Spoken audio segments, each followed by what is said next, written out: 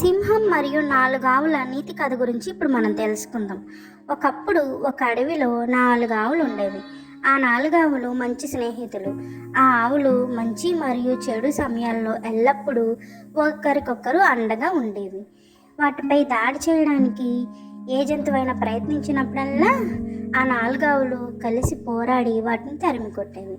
అందుకే ఆ అడవిలో ఏ జంతువు కూడా వాటిపై దాడి చేయడానికి భయపడేది. కానీ ఆ అడవిలో ఆ 4 ఆవులను చంపి తినాలనుకునే పెద్ద సింహం ఉండేది.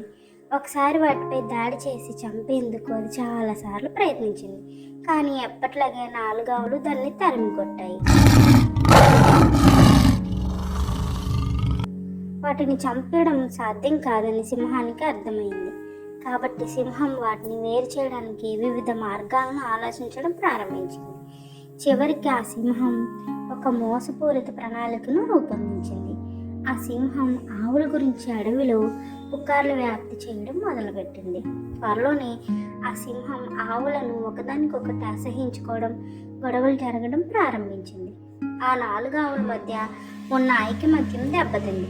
అప్పటి నుంచి ఆ ఆవులు 4 వైపులా విడివిడిగా వేరే వేరే ప్రాంతాల్లో గడ్డి మేయడానికి వెళ్ళాయి.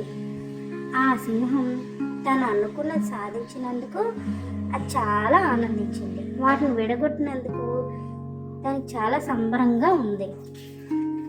ఇంకేముంది, అదను చూసుకుని కావు మీదకి విడివిడిగా దాడి చేయడం ప్రారంభించింది.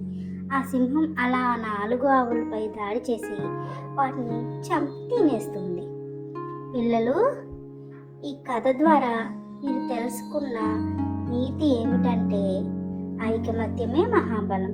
కలిసి ఉన్నప్పుడు ఏవైనా ఆపదలు వస్తే అందరూ కలిసి ఎదుర్కోగలం. లేదంటే మనకు ఎదురయ్యే ఆపదలకు తల వంచాల్సి ఉంటుంది.